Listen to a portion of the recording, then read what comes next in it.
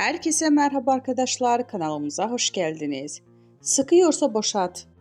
Arzu Sabancı'nın katı kanunlar koyduğu ve bunun aşarsa evlenmelerini kabul etmeyeceğini sosyal medyadan duyurdu.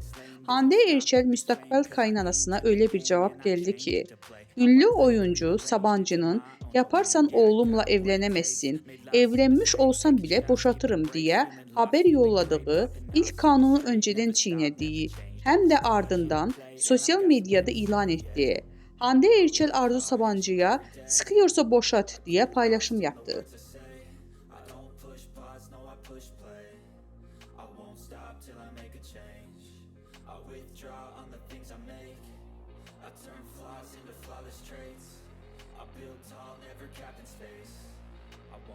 Till I hear him say